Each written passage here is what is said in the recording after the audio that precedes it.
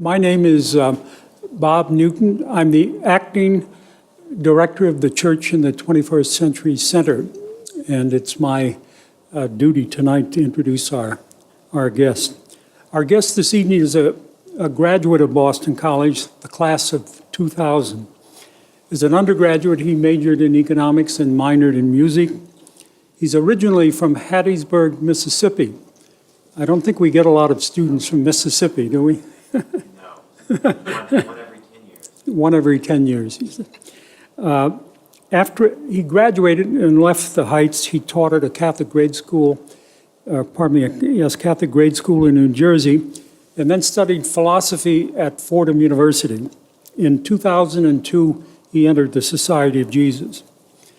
Jeremy is a veteran documentary producer whose films have appeared on PBS, National Geographic Television, Discovery, TLC, and other networks. From 2007 to 2012, he was a staff producer at the National Geographic Television in Washington, D.C., where he developed, directed, and produced documentaries on a broad range of topics, from biblical archaeology in the Near East to a rat plague in Northeast India to ancient Maya civilization in the Yucatan. Father Zipple returned to Boston College for his theological studies and then for ordination as a priest. He's currently the executive director of America Films in New York at America Magazine. Film and storytelling have always been his passion, and he's continued making documentaries and forging new partnerships with other broadcast and media outlets. At America, he oversees film and video content production for America's various platforms. There's one final comment I'm going to make about him. It comes from his official short biography on the America Magazine site, and I quote, "Jeremy Zipple is an obnoxiously proud graduate of Boston College." And maybe we could return the compliment and say Boston College is obnoxiously proud of Jeremy Zipple. So let us welcome him back to the Heights. Good evening, everyone. Thanks for coming out tonight. On this beautiful spring day in Boston, it's great to be back in town. When Karen and I talked a few months ago about this talk, I said, what I really want to do is talk about Honduras, because tomorrow we've got a new documentary coming out about Honduras that's been a long time in the making, and I'll get to that later in the presentation, but it's a really important story. And Karen said, that's awesome, because the theme of C21 this spring is family, faith and family. I was like, okay. I'm not sure how those fit together, but Karen was confident they would. So I was talking to a Jesuit friend, and he said, why don't you just say Hondurans are very intense in their familial relations and faith, and then talk about Honduras for the next 45 minutes. But that would be cheating. So instead, I'm going to talk about the 4 F's, as I call them. This just came to me last night, so it makes no sense. Family, faith, filmmaking, and social justice, which is not an F. But Karen said talk about social justice, so that's why that's there. And Honduras is, of course, social justice. Okay, so first a little bit about family, and this is kind of autobiographical because, and it is the theme of C21 this year, so it helps explain a little bit about who I am and how I got here, and maybe why I'm a Jesuit too, which is stuff that Karen asked for. So before we do that, I want to quickly play a clip, sort of to set the rest of the thing up, but this is like an appetizer or a teaser. I'm at America Media now. We're starting a new film production unit, and about 2-3 weeks ago, we had a special guest stop by. Maybe you've seen this on the YouTubes, on the interwebs. It did pretty well for us. So this is just like a 3-minute clip of the 7-minute deal. Who's your favorite saint? I like St. Peter because he's so flawed. My confirmation name is Simon, for Peter, but not for Peter. And I kept it secret because it was for my brother Peter, who had died. But I didn't want people to go, oh, you should have picked a confirmation name for your brother who had died. So I just chose Simon as my stealth for my brother. But I always like Peter because, he's the rock, but the rocks are between the ears, because he has the insight or the grace to know that you are the Messiah, the Son of God. And then he denies Christ. Well, then right away he's angry, like he's known as having an anger. So I like him because he's super flawed. One of my theology. And yet he gets the big job. He does, that's right, at the end. Yeah, he gets to be Pope. Yeah. Right, with the white robes. For a little while. Favorite scripture passage? Oh, so I say to you, do not worry by who by worrying could change a single hair on his head or add a cubit to the span of his life. And then I'm going to skip a lot and go, sufficient unto the day is the evil thereof. Like that entire Matthew 5 is that 5:24. You're asking a Catholic, not a Protestant. I don't know. It's in the but Gospel that was somewhere. actually the reading on our wedding. Is that so I say to you, do not worry. I think it's great because I really like that Jesus isn't saying like, try not to worry. He's saying, so I say to you, do not worry. It's it's a commandment. It's a command, right? Amen. Do not worry. And I'm not very good at it, but I like it because it's to quote another gospel, Dune by Frank Herbert, fear is Which is where Jesus got a lot of his stuff. Exactly. Jesus was the original Moadib. The Kwitzach Hadarach. God bless you. Fear is the mind killer. And so to stay mindful, you have to not live in fear. And so do not worry allows you to be mindful and to be grateful and ultimately, I suppose, to be joyful, and everything else comes from that. Because if you're that's why I like comedy, is like I've said this before, but you can't, it's sort of autonomic that you can't laugh and be afraid at the same time. And so that was your wedding. At your wedding, you had that reading. So do not worry. Wow. Yeah. Of course, everyone's going like, "What are you worried about your marriage?" Yeah, that's what I was going to say. There's something about your marriage that's really worrying you. If I were the priest, I'd say, "Well, that's an interesting choice." Yeah. Favorite hymn, favorite Catholic hymn. Here I Am, Lord. That's a pretty good one. I like Here I Am, Lord. I like O Come, Emmanuel. It's good. It's Christmassy, but it's bigger than that. Yeah. Not bigger than Christmas. What do you mean? It's like it's more resonant than just the season. Do you like all those '60s hymns, like Sons of God and all that? Our Father who art in heaven, hallowed be thy name. Yeah, that's a good one. You do like that? You don't like that one? I do not. I'm not a big guitar master. Do you like Sons of God? You remember that one? What's that? Sons of God, here's holy word, gather. You don't remember that? Don't know that one. Here. The King of Glory comes, the nation rejoices. Open the gates before him, lift up your voices. Who is the King of Glory? How shall we call him? He is Emmanuel, the promised of ages. The King of Glory comes. Yes, that probably. Do you know the second verse though? No. Oh. Let's see. In all of Galilee and city and village, he goes among the people curing their illness. Of course, the fact that illness and village, that's what I like about that. Yes, well, that's one of the miracles. That's one of the miracles of our Lord, is rhyming illness and village. We're going to end there. Thank you for joining us here at America House. Happy Lent and Happy Easter. Happy Lent to you, thanks too. for the I'll dance, see you too. on the other side. Awesome. Goodbye, Catholics.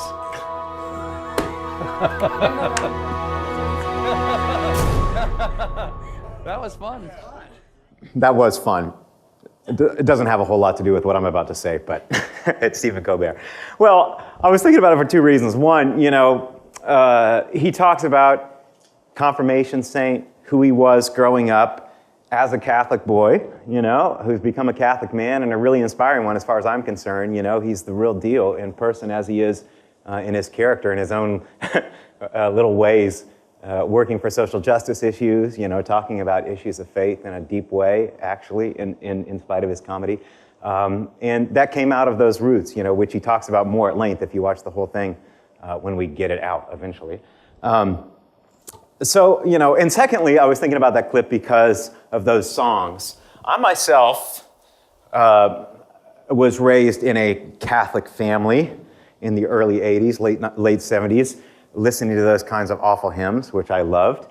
We were kind of like hippie Catholics, We had a little VW Vanagon and drive around and go camping, every weekend almost. The four of us, like in this tiny little Vanagon. And, you know, I was thinking about how influential that experience of being raised in this family was for my ultimate vocation journey. It was a faith that was enlivening. It was a faith, my dad can be a little serious sometimes, but it was a faith that was not oppressive. It was not about rules. It was about coming together and celebrating God's love as a family. And we did that in our little Vanagon. We did that on these camping trips. We did that at family dinner at night. My parents also put their money where their mouths were when it came to living faith in a pretty active way. My dad growing up ran a detox center, an alcohol detox center, right? So they would take people who had been picked up for public drunkenness, and rather than taking them into jail, they would bring them over to my dad's center. Well, in the early days, it was a very low-budget nonprofit. They had no budget. So my dad, on Thanksgiving and Christmas holidays, he would take all of us, the whole family, and move us into this little staff apartment. So we would have Thanksgiving dinner or Christmas dinner amongst very intoxicated, alcoholic people. It kept us from ever becoming alcoholics ourselves, me and my sister. But it also, I think, opened our eyes, you know, to what a lived faith can be like, you know, not just going to church on Sundays, but living it in an active way. You know, here are people who are broken, who are on the margins, who are in desperate need of someone to pick them up. And seeing my dad's example of that and my mom's example of that was very important for my own faith. Well, fast forward to Boston College. I came here from Mississippi, yes, in 1996 I began school. I saw on BC's website today, by the way, that the average freshman of the just admitted class was born in 1997, my freshman year. That's scary. So I came here in 1996, and I continued what I was doing as a kid, and even more so, I ran into these crazy guys called Jesuits who had a profound impact on me. I remember meeting Father Neenan the first day I was here, and so many other guys. The summer after my freshman year, I decided to stay in Boston and volunteer for the summer. Worked down at St. Francis House in the mornings and at Suffolk County Jail in the afternoons. And in the meantime, with a group of students, kind of a pulse-like class, we read a bunch of Marxist literature, Dorothy Day and people like that. And I was galvanized even more in this desire to, live a faith that was pretty intentional and for the poor and about people on the margins. I went back home the summer after that volunteer experience, and I remember flying down into Mobile, Alabama, and my parents picking me up at the airport, and we went to what's it called? Seafood place. It's like everywhere, chain restaurant. No, not Legal Seafoods. Red Lobster. That's it. The Red Lobster. Thank you. Florida. The Red Lobster, and we go over there. They pick me up from the airport, and I just kind of unloaded on them. I basically told them they were middle class, bourgeois, consumerist, part of the problem. Having had that really intense experience of living service that summer, and then reading all these things, I kind of was a freshman, a very naive freshman. Telling them they were all wrong, not realizing that I actually got it all from them, and they had learned to put it together in a much more nuanced way than I had, in a beautiful way. So I'm going to get back to that in a little bit when we come to the social justice portion, but that's sort of my family background and how I made it to BC. I just wanted to throw out a little reflection question for you. This exercise of kind of thinking back on what did my family mean to me in my own journey, led me to think of Ignatius, who talks about again and again savoring grace as we go through life day after day, like forgetting that God is all around us, right? That God is lifting us up in so many ways. And even yesterday I was out in MCI Framingham, House of Corrections for Mass with about 70 ladies out there. Many of them have come from very, very broken places, broken families, abuse. And yet, I've heard those ladies yesterday and in previous weeks on retreat talk about one person or a couple people who either biological or became family. God put in their life to lift them up. So we all have them. All of our families are messy, some more so than others. But maybe that's a question that you might want to take into your own prayer. I know it was helpful for me preparing for this presentation today. Who has gotten you to the place where you are in this chair you're seated now? And name those ways, name those graces, the places, the faces that God has used to lift you up and to mold you into who you are. Okay? Part 2, filmmaking. My mom sent me this photo yesterday. I've been at it a long time. By the way, that's not an Instagram. That's something called a Polaroid. The original Instagram. I don't know what that is. Anyway, I've always enjoyed filmmaking. It was something that I was doing from a really young age, right? And I knew I liked telling stories, and I knew I liked the way you could get into kind of people's lives a little bit differently with a film camera. That was something I remember thinking about even in high school as I was starting to make documentaries. But it was coming to Boston College and meeting a Jesuit named Kevin Kirsten that helped me to be much more intentional about making this an exercise that grew out of my faith. Father Kirsten left here maybe 6-7 years ago. He was teaching in the communications department, and he was a documentary filmmaker himself. And I ended up doing a year-long readings and research class with him in which we made a film about the BC campus school. And I was rearing to go, I was excited about this project. It was my junior year. We got a camera, we got all the gear together, and I showed up the first day to kind of go over the game plan for shooting this thing. And he was like, "Why do you have the camera with you?" I was like, "Because we're going to shoot this film." He's like, "Not so fast, put it down." And he actually said, "I want you to spend an entire semester just being at the campus school before you shoot anything."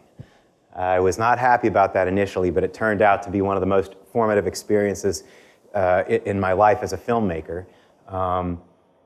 Just went over there and hung out without an agenda, got to know people, got to hear stories, got to try and learn about this amazing population of people that I had my own biases and that probably would have come out in the film had I not spent that time beforehand.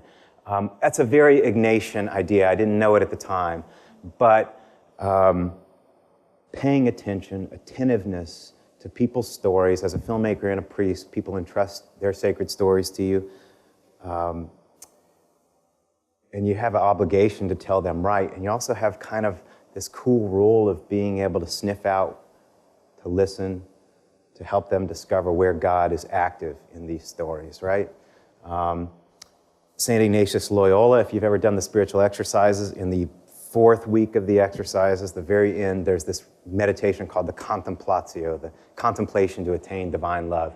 And Ignatius has the retreatant imagine all of the ways that God is working, God is laboring in the world, in so many faces, in so many places, in atoms, in animals, in the breeze, in the sunlight, in relationships. And he says, just pause and imagine and contemplate through all those different things and see how God is truly working in the world. And that was what Father Kirsten was having me do by hanging out at the campus school for a couple months before I got into the project. How is God at work here in these people? Not imposing my own ideas of what's going on here, but really letting themselves tell their own stories, divine stories, holy stories, sacred stories.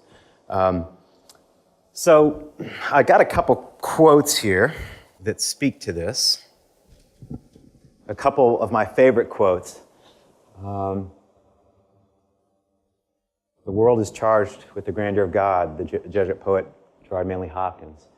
One of my favorite Jesuits of all time, Pierre Terre Desjardins, S.J., who was a paleontologist, a scientist, a leader of evolutionary biology, really, in the 1920s and 30s, and discovered Peking man, one of the missing Homo erectus fossils, when they were still trying to prove humans evolved from the apes. Anyway, Pierre Terre Desjardins, by means of all created things, without exception, the divine assails us, penetrates us, and molds us. We imagine it is distant and inaccessible, whereas in fact we live steeped in its burning layers. And then finally, Annie Dillard, the Pulitzer Prize-winning writer, She actually wrote a book. She discovered Teilhard, Father Teilhard herself, and wrote a book reflecting on him back in 2000. This is actually her reflecting on Teilhard. We live in all we seek. The hidden shows up in too plain sight. It lives captive on the face of the obvious. The people, events, and things of the day to which we, as sophisticated children, have long since become oblivious. What a hideout. Holiness lies spread and born over the surface of time and stuff like color. And I go back to those quotes again and again when I'm making films, whether it's like Rats in India or down in Honduras with those people. Where is God active here, and how can I listen to people tell their own stories in order to help them kind of discover the divine active in these places? There's also, if you've ever, I've been on a couple kairoses here, and I like to tell this story. I like to talk about this film, American Beauty. A couple Kairos kids emailed me last week and said they had been on it a year and a half ago, and they finally watched the film. I was like, thank you. Why did it take a year and a half? Who's seen it, American Beauty? Okay, a few of you have. If not, go back and watch it. It stars Kevin Spacey, living an even bleaker existence probably than he does in House of Cards. And he's kind of this successful upper middle class guy living in a very boring neighborhood, just meandering through life without any meaning whatsoever. And it's bleak. Watch the film. Anyway, there's this crazy kid who lives in the neighborhood, Ricky, and he seems like a vagabond, a vagrant, this really messed up kid. He's into drugs, seems like ostensibly like his life is not too well put together. But he's a filmmaker. That's why I like this scene. And there's one scene in the film in which he has a camera. He's carrying a camera around wherever he goes, all right? And he takes Kevin Spacey's daughter, Jane, who becomes his friend. They go over to his house, and he just puts this videotape on for 15 minutes. And it's a videotape of a plastic bag in a grocery store parking lot, this bleak grocery store parking lot. The plastic bag is just blowing in the wind. And that's all, for 15 minutes, that's all that's on his VHS videotape. He would not win an Oscar, but... and then he says, and then there's some narration underneath that, in which some voiceover, as they're watching this plastic bag blowing in the wind, Ricky says, "It was one of those days when it's a minute away from snowing and there was this electricity in the air. You could almost hear it. And this bag was just dancing with me, like a little kid begging me to play with it for 15 minutes. That was the day when I realized that there was this entire life behind things and this incredibly benevolent force who wanted me to know that there was no reason to ever be afraid, ever. Sometimes there is so much beauty in the world. It's like I can't take it, and my heart is just going to cave." It's a great scene. It's a great movie. I have read that quote numerous times, and I still get emotional when I read it, but he's looking at the same reality that Kevin Spacey's looking at, right? This bleak parking lot in the middle of suburbia, and yet he's seeing a much different reality. He's seeing that God is behind even something as simple as this wind blowing in this bag blowing in the breeze, and then of course in his relationship, this really healthy relationship for both of them and for Kevin Spacey's family too, with the daughter, Kevin Spacey's daughter. Anyway, see the film. So filmmaking as a way of holding up people's stories, as a way of helping people sniff out, discover God's activity. That's very much been part of my own journey as a Jesuit priest and a filmmaker. Now, part 3 of 3 parts. Social justice, the 4th F. I told you about my background growing up in this family. My parents weren't like, radical lefties or anything. They just lived it, right? I didn't even think about it at the time, but the kinds of things that they did at church and the community and what have you. I sort of decided to do it in a way that I thought was going to be more radical as a Jesuit. When I told them, they were like, that's great. They were not happy initially. They've come around. But being a Jesuit, I did it because I wanted to do something really radical. I was radicalized in my experience of being a student at BC and coming into contact with Jesuits here. But I think as I've gone on, that's been muted, and I live it more day to day like my parents do, even as a Jesuit priest. So sometimes I have opportunities to go down and spend time with people like in Honduras, or go out to MCI Framingham like yesterday. And other times I'm in my office in New York, doing very mundane things. But it's an ethos that I try and keep permeating in me, and I try and hold on to that sense of injustice that I talked about after my first summer at BC, kind of being radicalized. I've had other experience of that, like being down in Honduras making this film for a month and a half last summer. I remember my freshman year, I told this story recently to the Appalachia kids. My first year in the Jesuits, I went down to Belize for a 6-month stint and to work in a Jesuit TV station down there, and I had just never seen poverty like that. We went into this little kind of tin shanty town on the edge of this neighborhood outside of Belize City, and I remember going into this house in which an entire family, maybe 10 people, lived in a house that was about the square footage of that screen up there, probably, And the one thing that everybody in Belize has is a television. If you've ever been down there, no matter if you live in a little hut like that, you still have a television with American TV pirated in. They explained to me how they did that. And when I walk in to this house where 10 people are living, this little tin house, what is on that TV but MTV Cribs, which is a show that also is from probably the 80s or 90s. But it's kind of like Lifestyles of the Rich and Famous, where they went around to celebrities. And there was an American singer on there who was showing off her closet, which was larger than that house. And, 2,000 pairs of shoes in there, I think it was. So that made me mad as hell to see that. And, now I'm back living in New York again in a more moderate kind of Jesuit poverty, right? But I still try and hold on to those experiences because I think we have to. If we become complacent, then we're done. And this is what Pope Francis is trying to get us to do as well. And I think part of the way of holding on to that is this word that you hear again and again when you start getting into social justice literature and studies, solidarity, right? And it's a family concept, so it fits actually with our theme for this semester. It's like my family is not just these immediate 4 people or 10 people or the Boston College community. It's the world. It's particularly people on the margins who are in need of me. And so being part of a project like the Honduras Project, which I'm going to tell you about in just a minute, is a way for me to do that.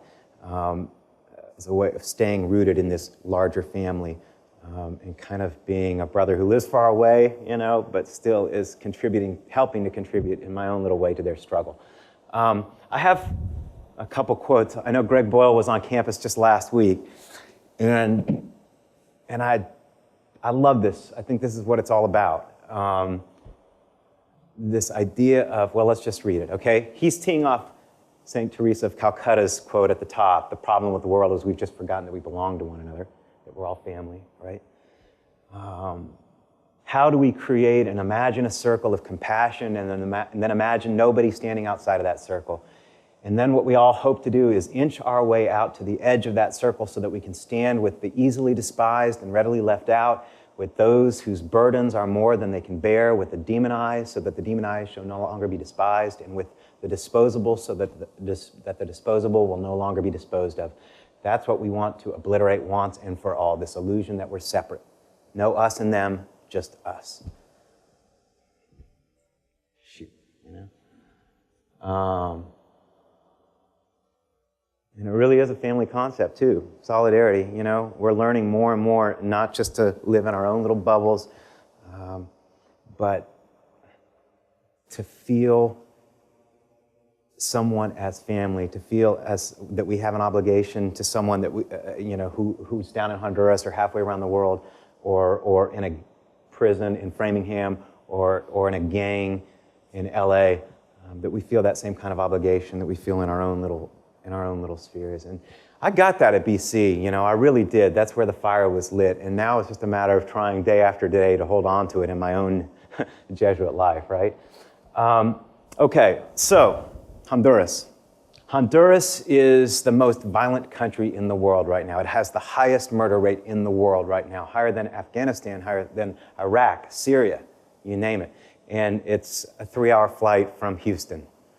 I think the only reason that Americans are at all cognizant of this is because of all those young people that started showing up on our southern borders last summer, and then it started getting some news and some traction. But this project kind of came out of that. There's no awareness of what's going on down there, and damn it, they're a few hundred miles from us. There is an amazing Jesuit operation down in this little city called Progreso, which is outside of a really big city called San Pedro Sula. Radio Progreso is on the top, and it was kind of taken over or founded by Jesuits in 1970. Now it's run by this really extraordinary Jesuit named Melo Moreno. And through kind of some various connections, we decided we wanted to do this film project with them. They wanted it because they wanted some awareness raised of the situation that they're in, and the Jesuit Conference was interested in it as well. So we went down for, I don't know, a month and a half last summer. It's finally coming out tomorrow. These guys are extraordinary. I'm going to show you like 6 minutes from the film. It's like a 20-some minute film, but we'll only watch 6. You can stream the rest tomorrow if you want. They're amazing. Honduras, the reason it's so violent is because, A, all of the drugs that are consumed in this country make their way right through Honduras. It's like, the runway or it's right on the path, right? So they all come through there. The violence of our drugs leads to incredible violence down there. Drug cartels, smaller time gang activity.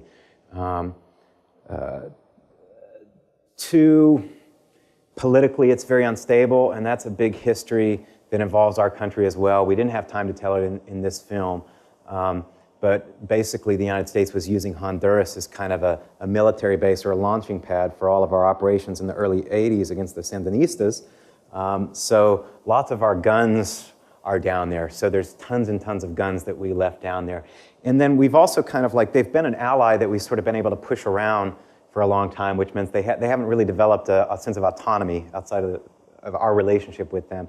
So politically, things are always very unstable down there. In 2009, they were destabilized majorly again because of this coup that occurred, and things have been extremely unstable since then. And then finally, globalization. There are global corporations that are kind of in there pushing things around because there is no government, there is no military to tell them to stop.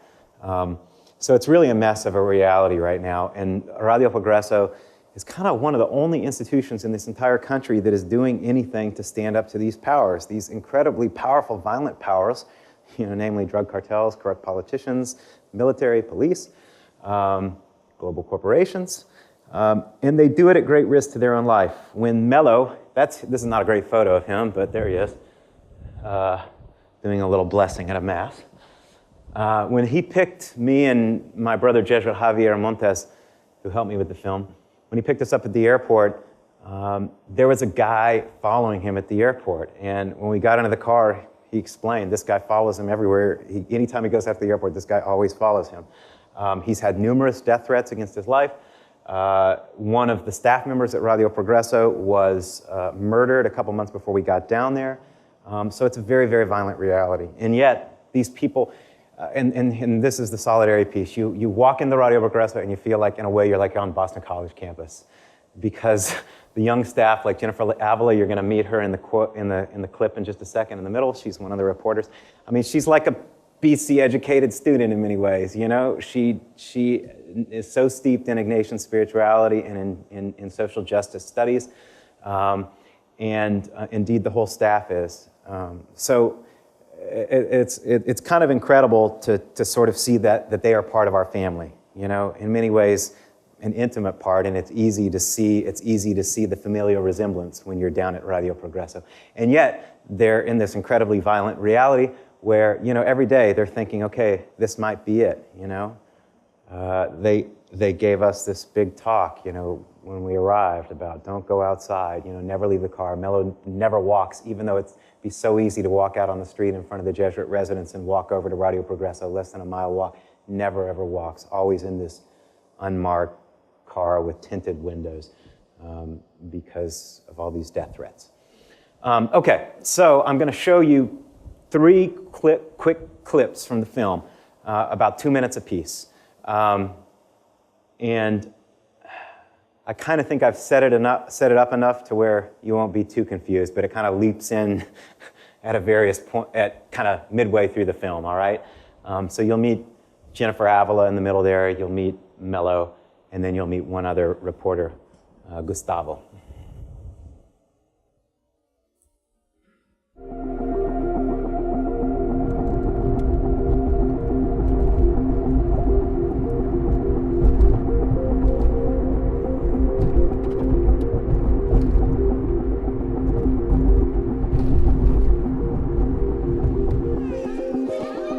Bueno, esto es Paso a Paso, una organización de la Iglesia Católica.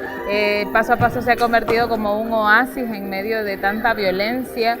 Las historias de estos niños y niñas están muchas veces marcadas por la violencia que ha quitado la vida de miles de personas en Honduras.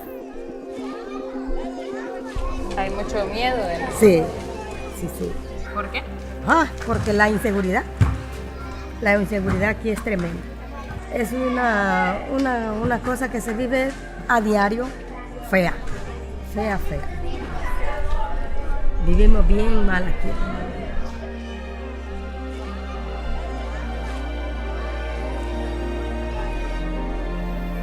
Angie era compañera de ustedes aquí. Sí, vino que 1 año o 2 años al programa y en ese lapso de tiempo nos dio pues para conocerle, tratarle, una persona muy aplicada en sus estudios, una persona alegre, sonreía,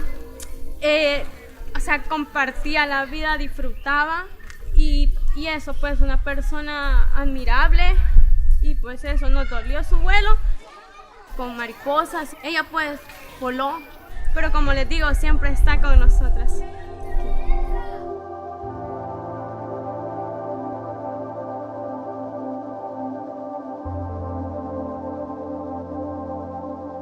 Honduras y Latinoamérica no solo es un patio trasero de los Estados Unidos. Ellos saben muy bien que son los que consumen la droga, que son los que y la droga que provoca tanta sangre, tanta muerte aquí, porque allá es donde tienen los dólares, allá donde la pagan bien. Solo nosotros acá en América Latina, en Honduras, donde hemos perdido tanta gente joven por culpa de estas malditas drogas, sabemos cómo se vive en el día a día y qué es lo que está pasando. Estamos transmitiendo en vivo para Radio Progreso diciendo pues esta brutalidad que han convertido a esta manifestación pacífica por parte de los policías.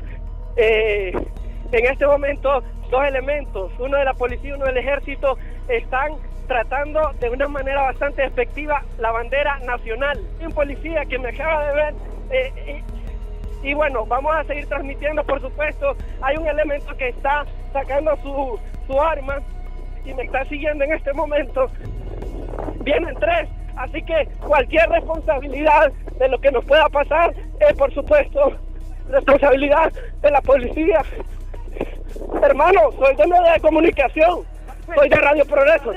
Soy de Radio Progreso. En este momento me están quitando el celular.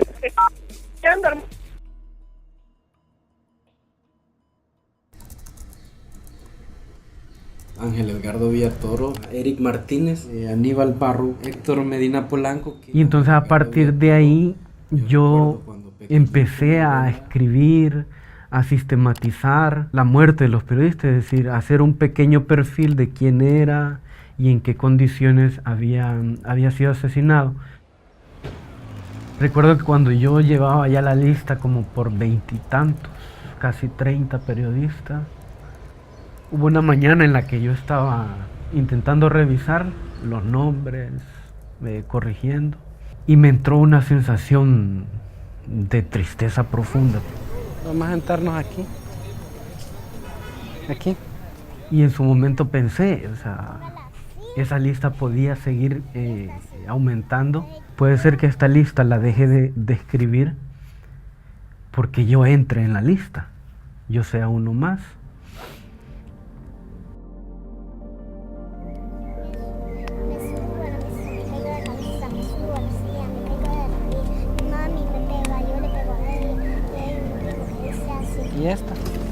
Y esta letra. Cuando yo entré a la radio yo sabía que era un riesgo, ¿verdad? Y mi mamá, especialmente mi mamá, siempre, ay, yo paso tan preocupada porque algo te vaya a pasar, o bueno, yo no le cuento muchas cosas a mi mamá, ¿verdad? Pero yo siempre fui como bien osada, pues. Yo creo que ahora ha cambiado mucho la situación porque tengo una bebé, tengo una niña de 2 meses y medio y cuando yo salí embarazada, yo lloré, porque yo quería tener una bebé, pero claro, yo lloré porque dije, bueno, ¿a qué país le estoy trayendo o a qué situación estoy trayendo a esta niña inocente? Buenos días. Y bueno, en todo el embarazo, incluso en medio del embarazo, hice varios reportajes sobre la violencia, ¿verdad? Sobre maras y pandillas. Por supuesto que no pienso dejarlo, ¿verdad? Porque creo también que quiero darle el ejemplo a mi hija de que uno debe hacer las cosas y luchar por la justicia y debe hacer lo que a uno le gusta y buscar caminos para cambiar toda esta realidad.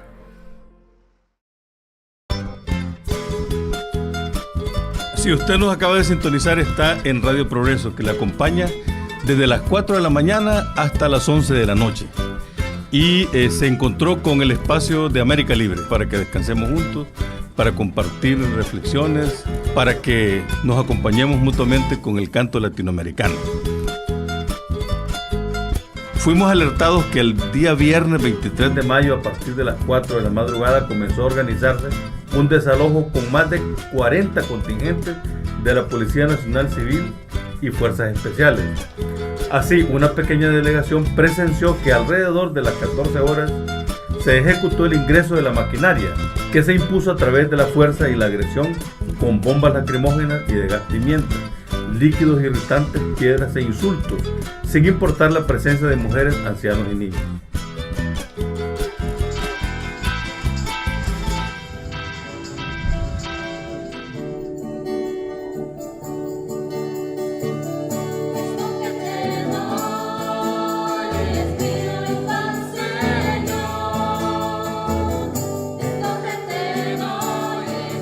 La misión que yo siento que tengo aquí en Honduras es contribuir con mis hermanas y hermanos a que brille la gloria de Dios en medio de tanta barbarie y en medio de tanta impunidad y violencia.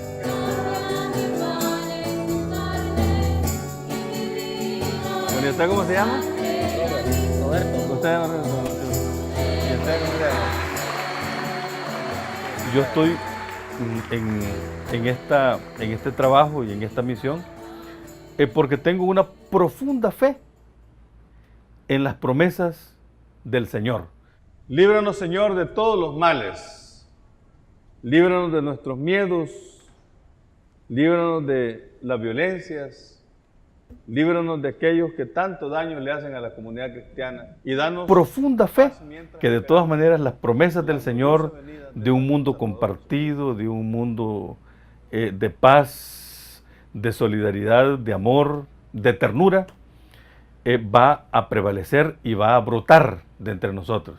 I forgot to mention, by the way, in setting that up, yeah, so in the 2009 coup, the station was shut down by military forces. They came in and Gustavo there was the one that happened to be manning the station that day, so he had a gun pointed in his back. And interestingly enough, they get up to the kind of control room of the station where he's going to flip the switch and turn it off, and the commanding officer of the Honduran military unit who's shutting the station down says, "Gustavo, do you recognize me?" No, he says, "Do you know who I am?" And Gustavo says, no, and I don't want to, I don't care. And the officer says, Gustavo, and he pulls off his hat, and he says, I'm Dennis, soy Dennis. They were friends from the Jesuit high school in Progreso from elementary school days, you know? So that's that was a traumatic experience for Gustavo. And you know, I guess it sort of speaks to ultimately what you can do with the Jesuit education. You can become an oppressor, or you can become a liberator or a prophet, you know. The choice is in your hands. But I think that's why it's great to be plugged into stories like these from our world, you know. Because like I said, you really talk to these people, and Gustavo's a Jesuit grad, just like a lot of us are in this room. He you know, just like about half the staff down there. So they're part of our world. How do we stay plugged into them? How do we stay helping them to tell their stories? How do we support them even from our vantage points over here? I think that's the challenge that I always feel as a Jesuit and as a filmmaker. So that's pretty much all I have to say. I want to open it up to some questions from you guys. And before I do that, I'll leave you with Mello's, the quote from the film there.